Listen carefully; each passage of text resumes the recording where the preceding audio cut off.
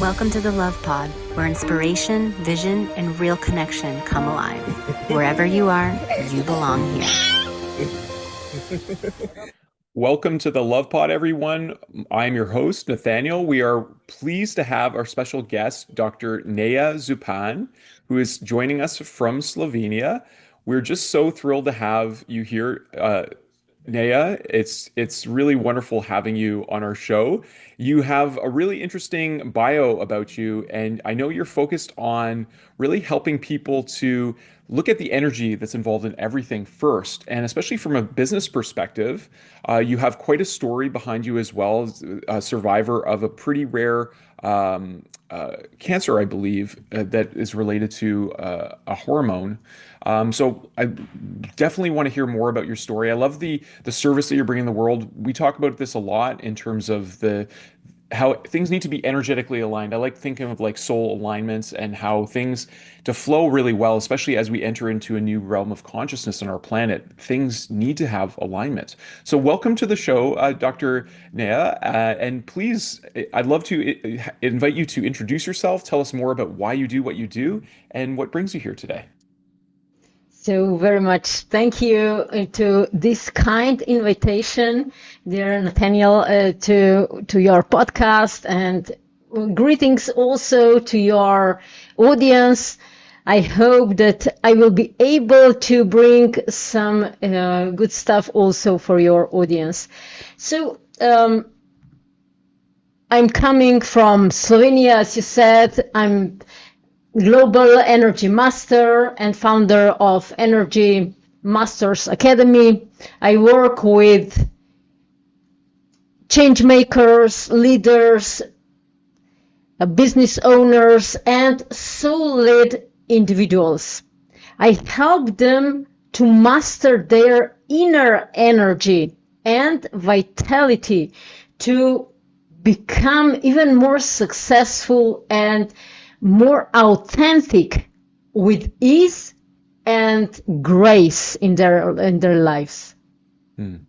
That's so wonderful, and it's so important in leadership to have those qualities. Because there could be a lot to running a business, and there could be a lot, and sometimes founders start something, and then things can grow, and there's all the stresses and challenges that can come with growing a business. So maintaining that alignment and the energetics of that, while also boosting vitality and authenticity, are, I think, so valuable. So how do you work with individuals, Neja? Do you do a lot of work like with teams, or do you work with like CEOs? What is your main focus, and how do you do the work that you do? Usually I work with individuals, that is in individual programs, okay, mentorship programs, or inside a group setting. So individual work in a group setting. So it's also can be with the teams. Okay. So to learn how to really manage their energies. That is not just energy of the body, it's also energy of your emotions, of your mind. There are so many mind coaches, but mind, the thoughts are just a consequence of the quality of the energy that runs behind. So we tap into subconscious and start, instead of thinking, we start feeling what feels inside, or what quality of energy runs. And from feeling the quality of energy, we figure out what thoughts or beliefs, values are connected to this energy, and then we can switch.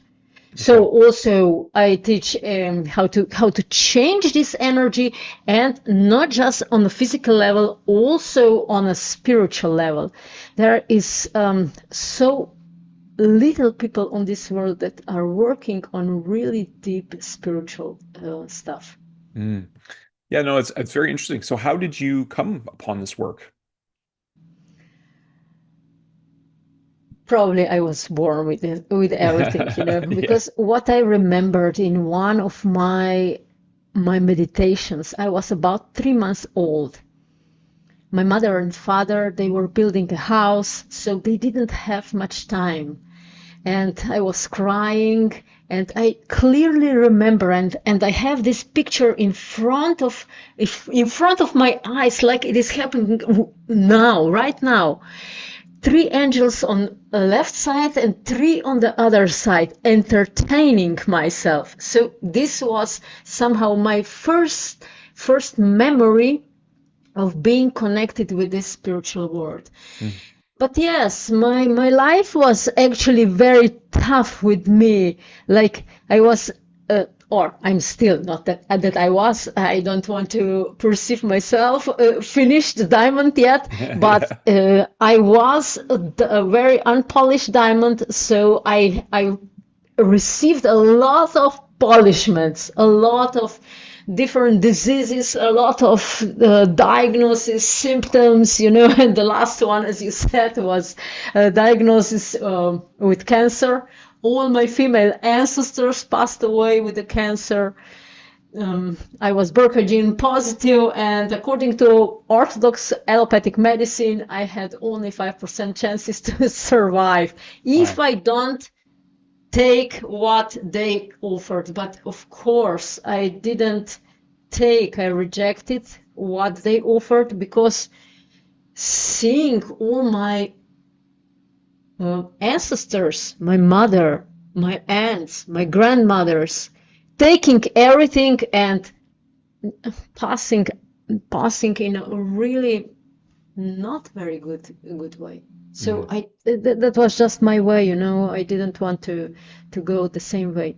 And another thing that that came to my mind, how it came, that, and I said that I was somehow born at 25. I clearly remember I was sitting, we were correcting the roof.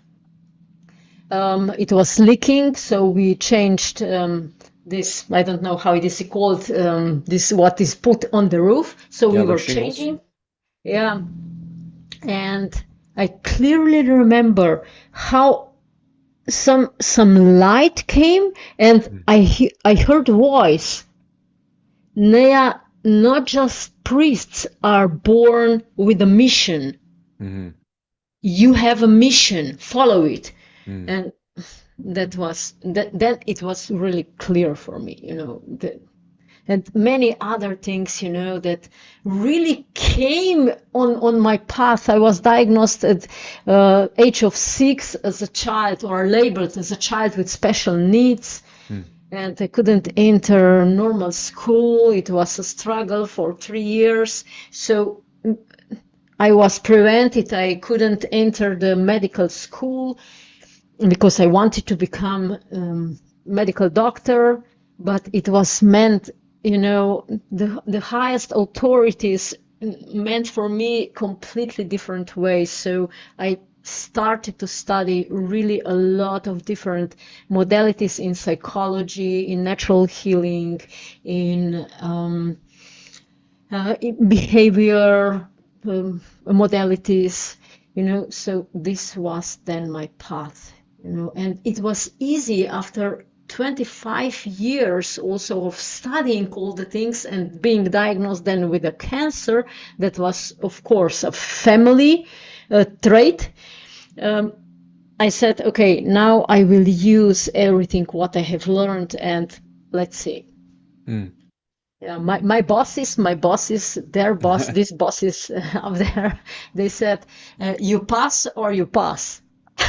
You pass or you pass. Interesting. Yes. Well, I really appreciate how you say, it's not just, spiritual leaders or priests that have missions. I believe we all come with an intention spiritually. Exactly. And, my background's in Indigenous wellness, so I'm a little more accustomed to talking about spiritual things than I feel like probably most people in the Western world, just because, we assume that spiritual means religious, and my direct experiences is completely not that. It's more very just natural experiences that we have, and when we stop and listen and take the time to listen to those bosses, as you say, to interact with some of the non-physical energetics that are cheering us on, as we go.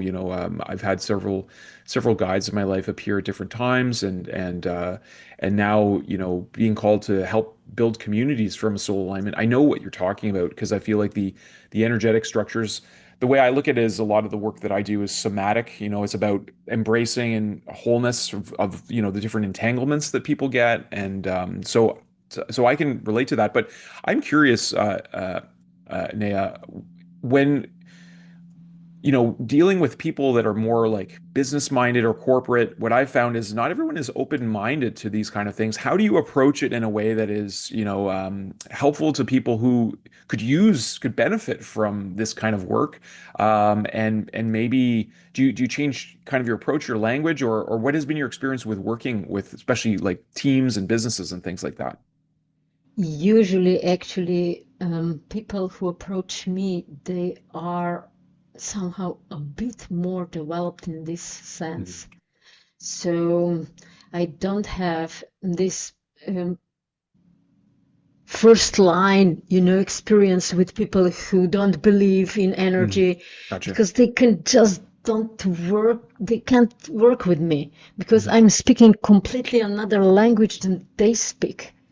And of course, I talk with similarities or stories, but if person is too close, in their thinking, in their mindset, then it's also my job not to force somebody to change, but just to open possibilities. Maybe sometimes in the future, yes, they are going to open, or not, So yes, majority of people that I work with are a bit more awakened already. Yeah.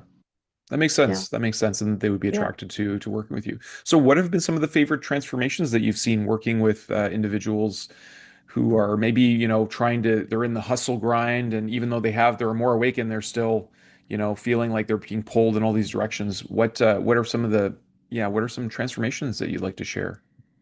I really like to work, or I have now in mind 3 ladies that I worked with, that they reached like a plateau, They were like hustling and working in that direction to outgrow this five figure or 6 figure, but it was constantly the same. And they were getting really energetically depleted, because they were in some sense not meant to be there, but some things in their subconscious still were pulling them down, and introducing different and energy techniques and meditations opened their awareness, and by practicing this, they just started to, like, when you see a person start to flourish, that's so, this is already a prize for me, when you really see a person. And on the second hand, the second type of people that I work with people in a business, are people who are mostly struggling with their health. Yeah, they overstepped some boundaries of their body. They didn't build their energetic capacity, because studying with me, there are 3 pillars. First, energy is business currency, and second, champion mindset. So this is thinking beyond logic, and the third pillar is energetic capacity. So if the person doesn't build this energetic capacity, and that is like, I can compare as a wire, the wire that you want to push through like 10,000 volts, but it's built only for, I don't know, 10.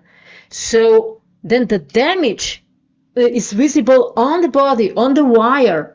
So I help them to really build this energetic capacity. Of course, they are aware that energy is important, and they already start to change their mindset, but they need to build this energetic capacity to hold these stronger currents, because money is energy. And if somebody wants to have more money, then means that needs to hold bigger currents, energetic currents through the body. So I help them to also to make themselves as really a good conductor of really high frequency energies, and then abundance comes, and embodiment of even greater health. So in health wise, I worked with different diseases. Just yesterday in my seminar, I was asked, have you worked with this disease? And then another one, have you worked with this disease? And another disease. And then I said, okay, I need to stop this, because diseases in their origins, they're just energetic disbalances. So whatever name, at the beginning, it's energetic disbalance. So if we remove or harmonize energy flows, also all symptoms disappear. And this is a magic. So what I work with those people, of course, is to harmonize energy flows in their body, in their spirit, so that they are conductor with that the energy flows through from their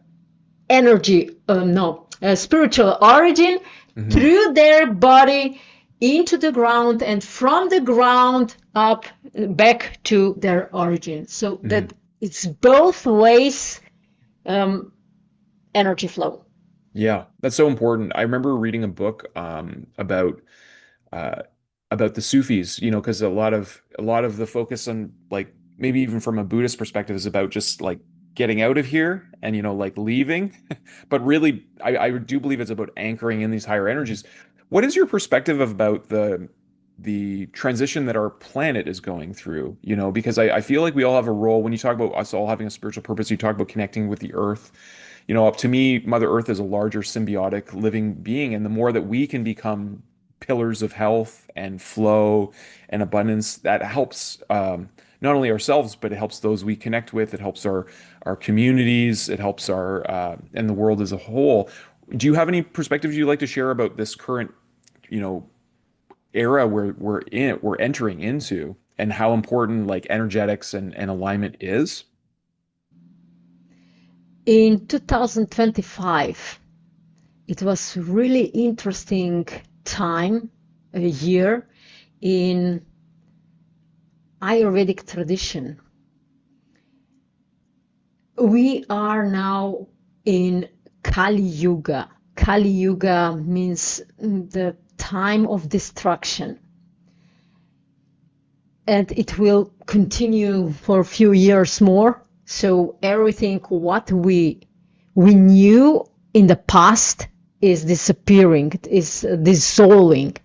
And in 2025, it was like a window already for those. It was called a golden era for those who already started to think differently, to engage with energies, to really to comprehend that we are much more than physical beings. So the golden era already started, and it depends on individual whether the person is going to enter this golden era or still struggle in this world, because there are, like in the Matrix, this amazing movie. It's a Matrix. Whatever we want to see, whether you take this red or blue pill. Whatever you want to see, think this or this.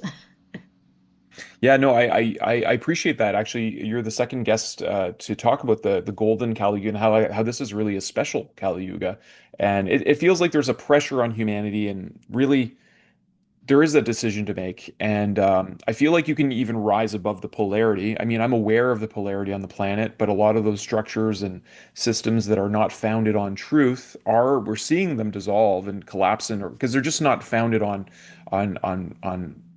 truth. And I think that anything that's not built on those principles is not going to it doesn't have a solid foundation. So no, that's really interesting. So how, for those listening, Nea, what what are some good ways of refocusing the mind? Because there is, I mean, as much as we are in a time of increased conscious awareness on the planet, there's also more distractions. There's more ways of just plugging in, and you can binge watch shows and all this stuff. What do you find is the individuals you've helped the most in terms of the success that they've had? How do they focus their energy? How do they build their capacity? Is it unique for everyone, or are there some key principles or practices that you would recommend? First, I would start with, that being aware that everything what was happening before was not like wrong. Already wronging something or somebody means that we are wronging ourselves. Mm. It's always showing with the index finger to somebody, you are showing with the three fingers towards Yeah, yourself. yeah. So also those structures that were present or are still present, yes, they were true in the past, but now some different realities are emerging. So for individuals, what I also teach in my Energy Masters Academy is going from the head to the heart, so from thinking to feeling. Mhm. And I always joke, but this joke is quite a lot of the truth. So the largest distance that we need to make in our lives is about 25 centimeters long. Mhm. So centimeters, I don't know how much is this in inch. um, I'm in Canada, so we use centimeters. We use the metric Ah, system. okay, Yeah, great, great, yeah, great. So in centimeter, it's from here to here. yeah. So about 25 centimeters, 30 maybe, Hmm. but not more. So we need to go from thinking to feeling Yeah. and take a pause.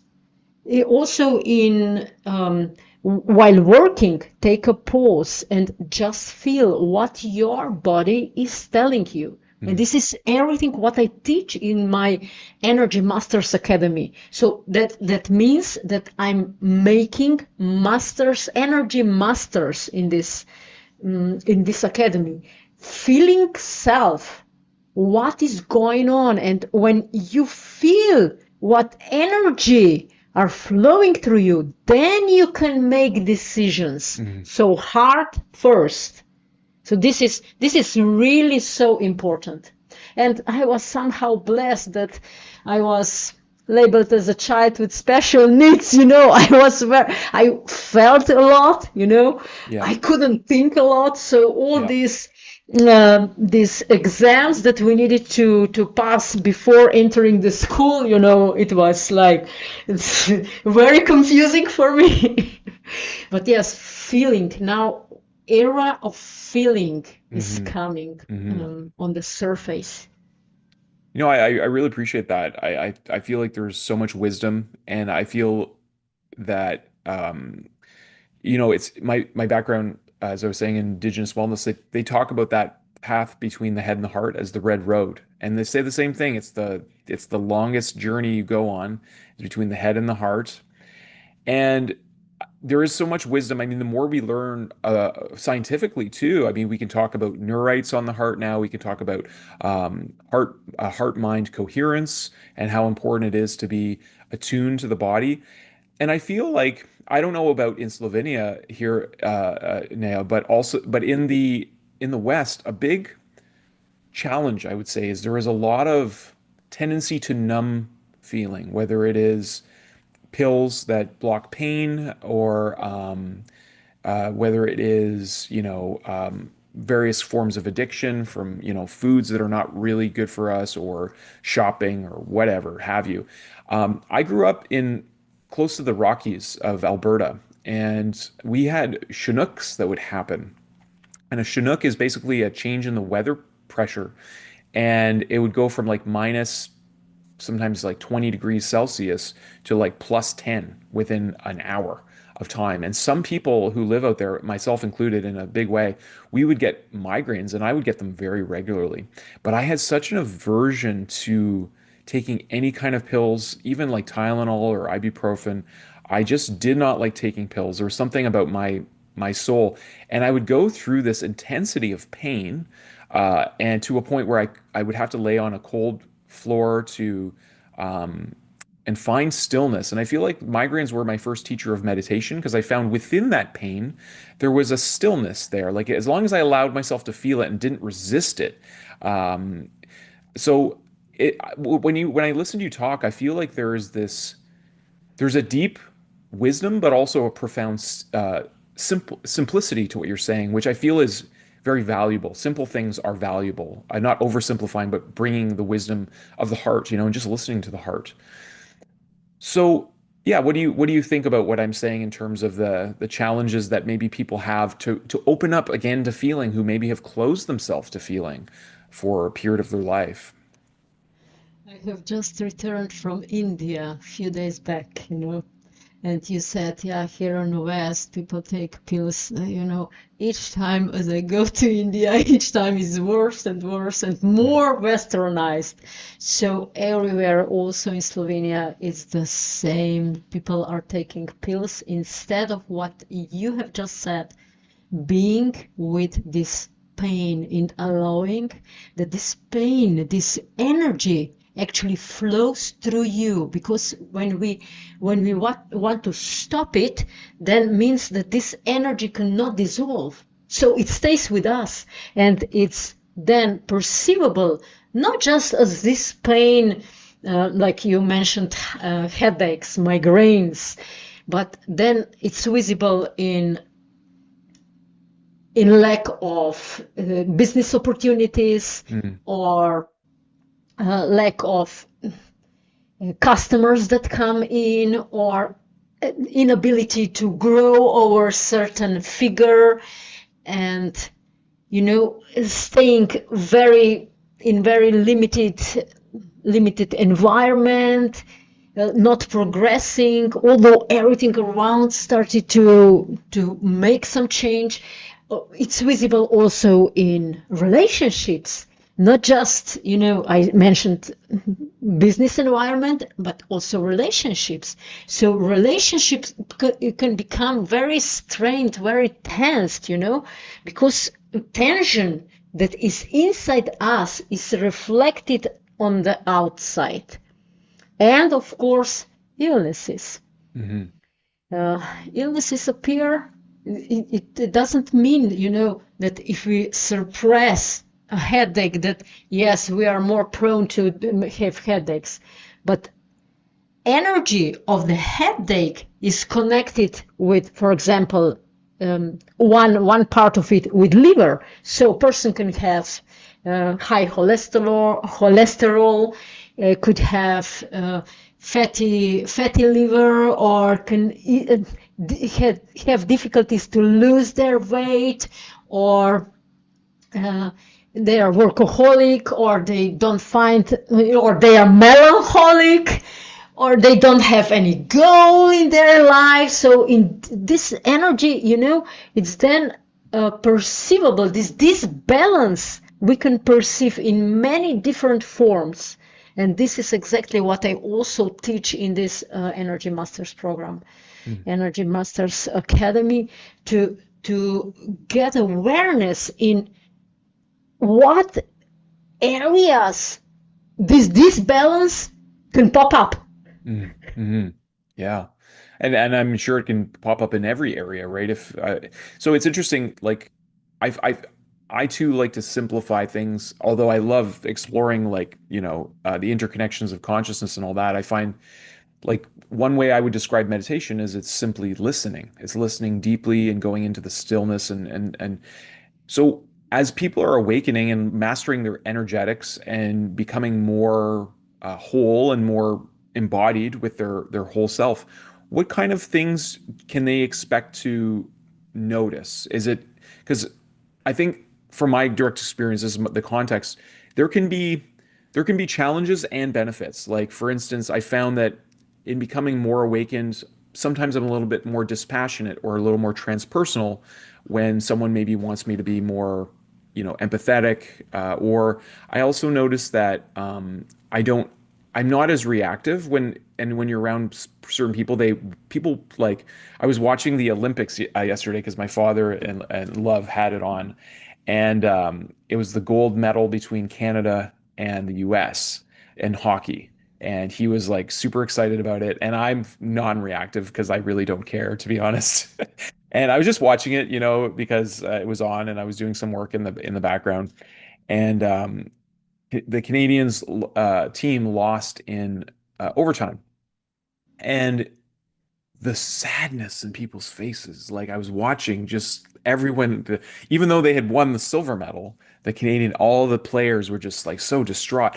And meanwhile, I am looking at the whole Olympics as kind of like this facade that we play. I appreciate athleticism and stuff, but to represent nations and competition, I find like my perspective of life has changed a lot. So sometimes it has been more difficult to relate to people, and yet I feel more at peace with myself too. So can you kind of share a little bit about your perspective or things you've noticed in others? Does that make sense to you?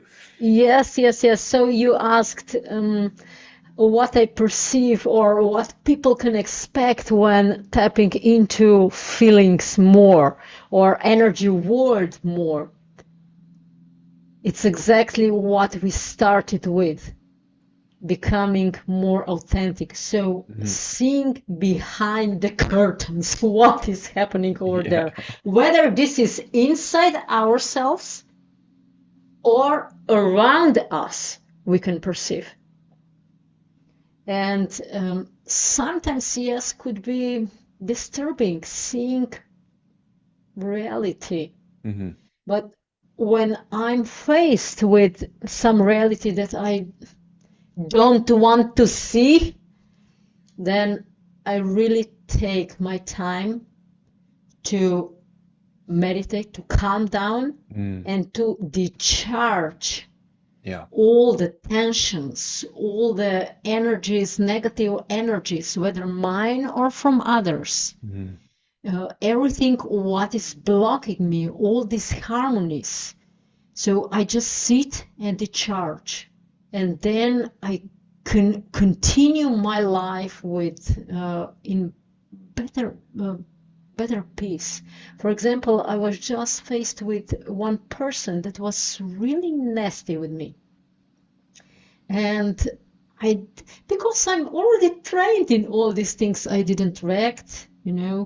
I calmed down and I really sat with this, and then I was thinking, how to approach this person.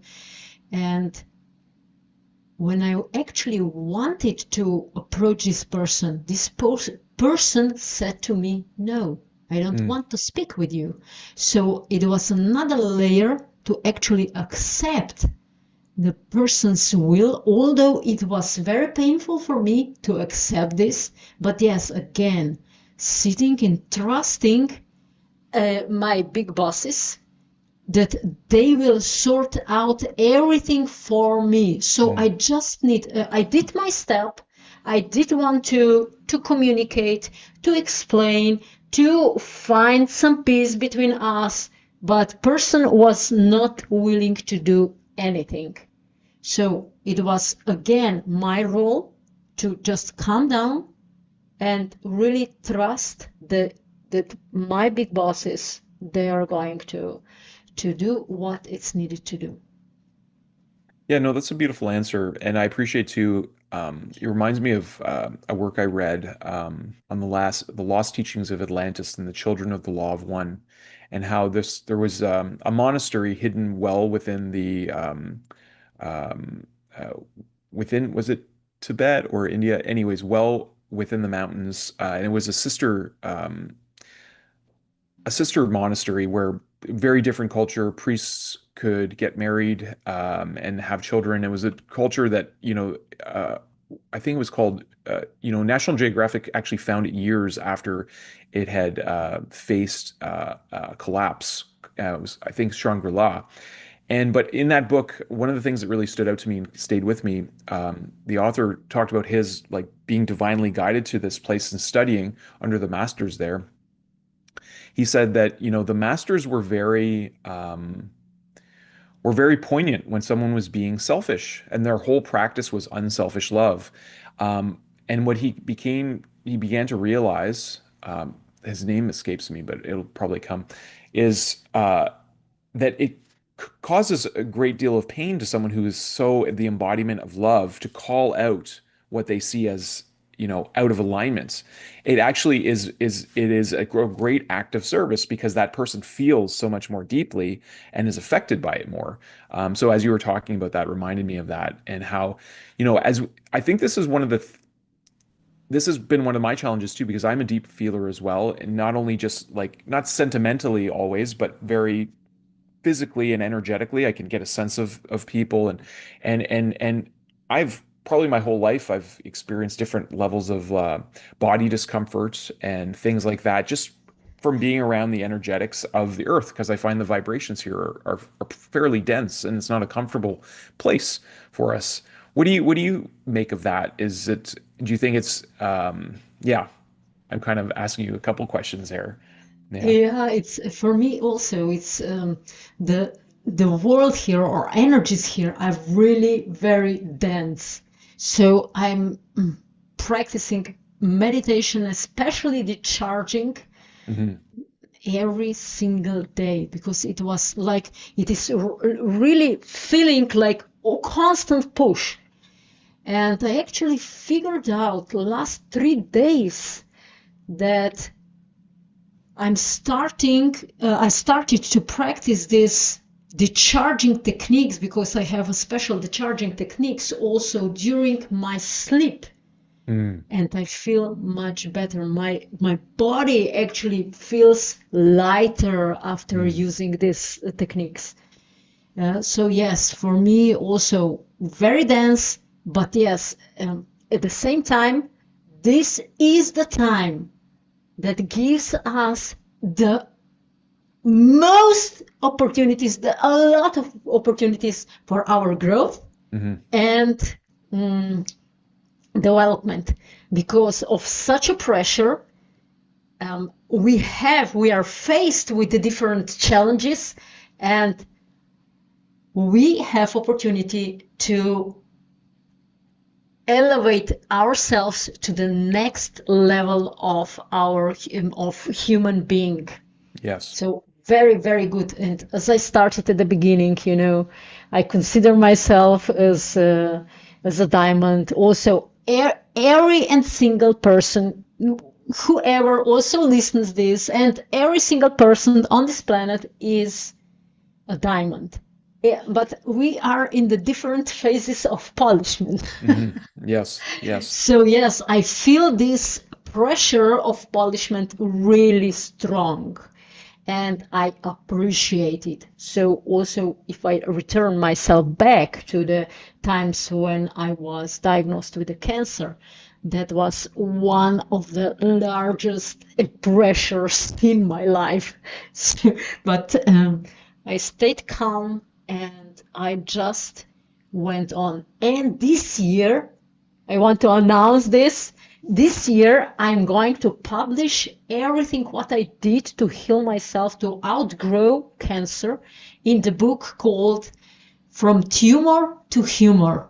So it will be That's a great title. published this year at the end of approximately at the end of summer, Okay. Wow. where I Love the write title. everything, yes, everything what I actually did to learn from this experience. Not that something is happening to me, but is happening for me. Mm, mm. Yeah. This Yeah. is That's really that's a very important.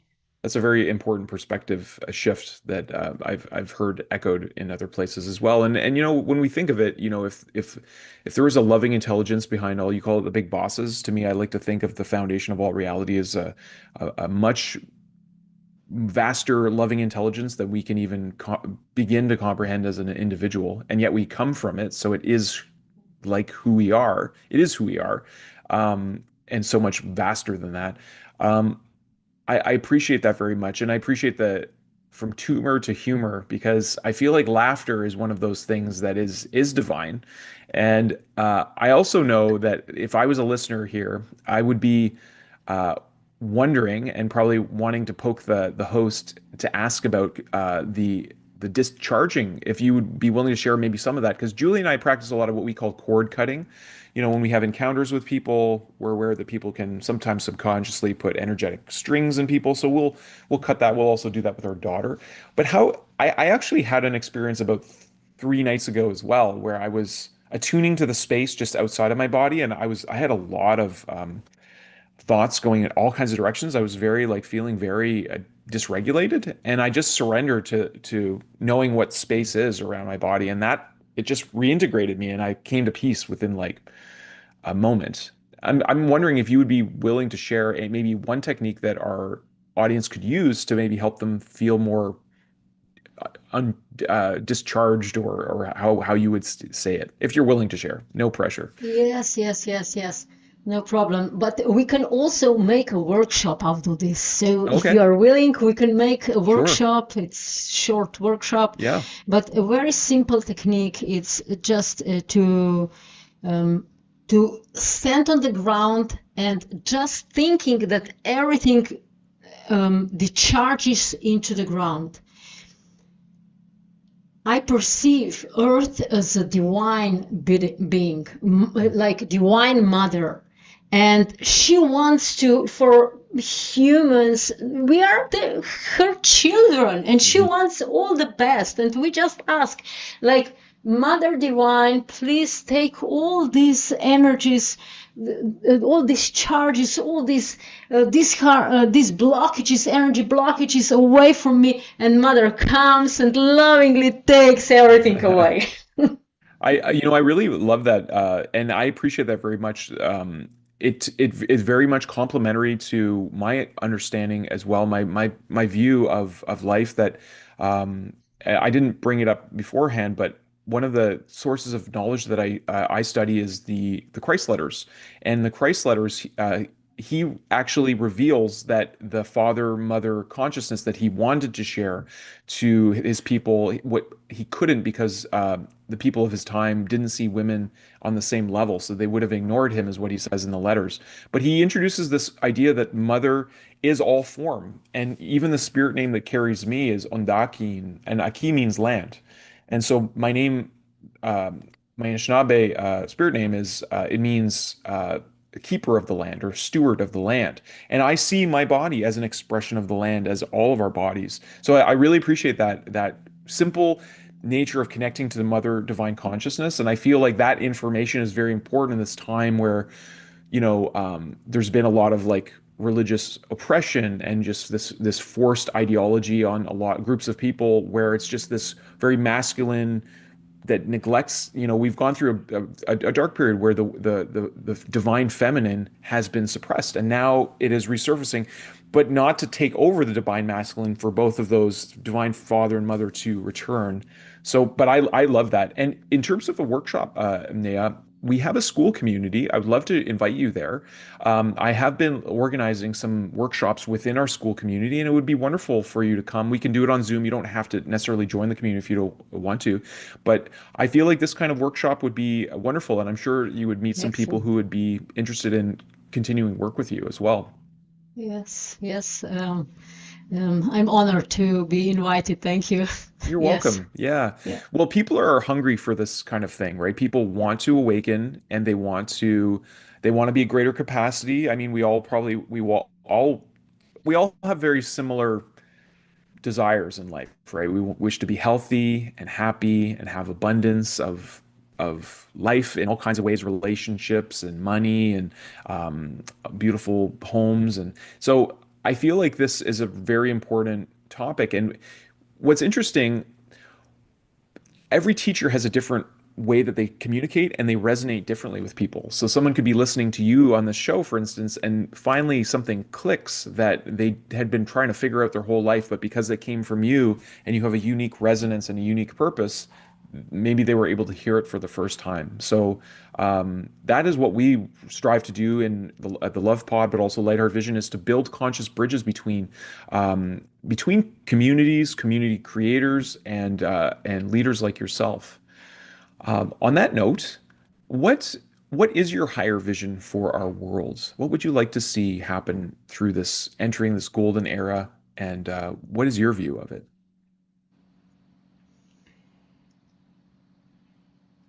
I don't know actually what would happen at the end, but my mission is to help as much people as possible to really enter into their highest consciousness. Mm, hmm hmm Yeah, this is Yeah. this is my really my vision. So this is what I'm working for, what I was sent here to help Hmm people. And of course myself as well, because I Yeah. went through different challenges in this life. And at the end, what I can only say, this is not the last earth, not the first and not the last. Yeah, that's an important reflection. I contemplate eternity a lot, infinity and eternity, and realizing this is part of the dance that we take. But I really appreciate that you also included yourself in that. I find a lot of light workers and energy. I know I struggled with this for a while. It's easy to neglect oneself in trying to serve everyone else, but we're part of this, and it's important that we honor our wellness and um, Exactly. our own awakening as well through the process. That's beautiful, Nia, and I appreciate your vision. I have a very similar one. I call it home, co-creating heaven on Mother Earth. And to me, heaven on Mother Earth is our highest state of consciousness. That's what Christ says in the letters too. It's not a place we go to. It's a consciousness of unconditional love. And I've contemplated a lot what that means, unconditional love, because I think we have a lot of beliefs about love, and we have a lot of beliefs about being unconditional. And to me, it's really referring to the creative power that is love, that grows grass and trees and us from a seed and an egg. And when we can be totally masterful in our alignment to that level of consciousness, who knows what we're actually capable of? I think it's very exciting to think that way. Yes, home. Yes, Home. home. That's Yeah. your. Yeah. We're doing it together. And you know what? Teamwork makes the dream work. So I look forward to getting to know Yes. you more. Before we end the show, I would love to ask you a couple questions. First one is, where can people find you? What's the best way of getting in contact with you, especially if people want to do the Energy Masters Academy? If I may share one gift with your audience, Sure. so they can find me through this gift, Okay. but also on different platforms. I'm on Instagram, Facebook, LinkedIn, TikTok, YouTube, so many platforms. And this is Okay. highfrequencyenergyformula.com. Okay. Highfrequencyenergyformula.com. So this is the link Okay. where you can get my free ebook, Okay. 7-Step Energetic Alignment in Action. Perfect. I do these exercises, these practices every single morning Oh, wonderful. to really harmonize and prepare, like initiate myself, my energies for the highest potential expression through the day, so That's that wonderful. my energies have less possibility to leak out, and Okay. I express myself in the best way. So preparing myself at the beginning, like as a skier, you need to prepare your skis that you hmm go very good through slopes, and it's important to prepare yourself in the morning for the day. And Yeah. this is what I'm doing during in the mornings. Prepare myself, and this I want to share with your audience. That's wonderful. Thank you very much for the gift, Dr. Neha. Um, One last question. If, I love asking our inspiring guests, if you could have a megaphone and talk to the whole world all at once and everyone could hear you, what would you like to say? Laugh. Start to laugh. Laugh as much as possible, Hmm. because laughter brings relaxation. With relaxation, all the tensions have possibility to release from your body. And when you are in this light state of being, human being, then you can easily find solutions for whatever you want, whether this is for business, for relationship, or for your health. That's so wonderful. Well, I will certainly remember that. I love to laugh, and it sounded when you first said it sounded like love. So laugh and love. I'm going to take those to heart. Thank you so much, Dr. Neja Zupan. We really appreciate having you on our show. For our guests, we'll put in our show notes everything as well, so you can find Neja very very easily. And unless you have anything else to share, Neja, I'd like to invite our daughter Luciana to tell everyone thanks for watching.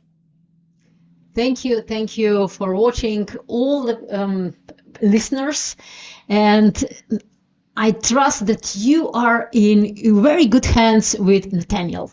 Oh, well, thank you so much. I appreciate it very much. Thank you for the compliment. Have a wonderful Thank day. you for invitation. Yeah, thank you. Blessings to you and all who you touch, Neja, and to all of our listeners as well. Have a wonderful rest of your day. For watching. Thank you for watching. Say have a great day. Have a great day. I love you. I love you. See you soon. Soon. Hey, bye. Nacho. Mwah. Whee!